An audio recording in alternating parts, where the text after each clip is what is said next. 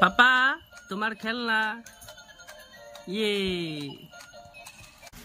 আমার বেটার যে পার্সেল একটা অর্ডার দিয়েছিলে বেটার কি পার্সেল আছে তো তোকে দেখাচ্ছে আমি যাই আছি আনতেলে তো এই যে আমরা রাস্তা আছে পালিয়ে আর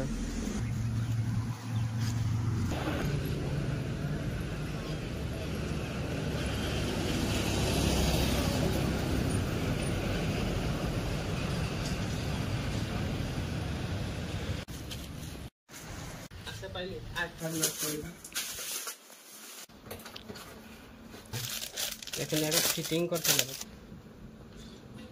তো এখন ফিটিং করে দিলে দেখ গাড়ি এই যে ছানা এগুলা পুতলা গেলে এখানে দৌড়বে বলে এরকম আইবে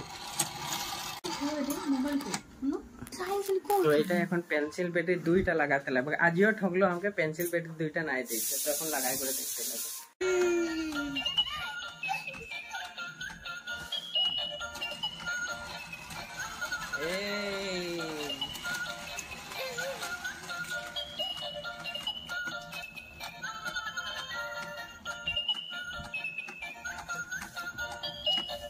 মানে ফ্লিপকার্টের বস্তু কখনো বেয়া নাই আছে পেন্সিল পেটি খালি নাই যে কিনে লাগাতে লাগে তো আমাকে ভাল লাগছে এই যে দেখ আমার বেটার কানে পুরা খেলে থাকবে এখন লাগাই দিব লাগে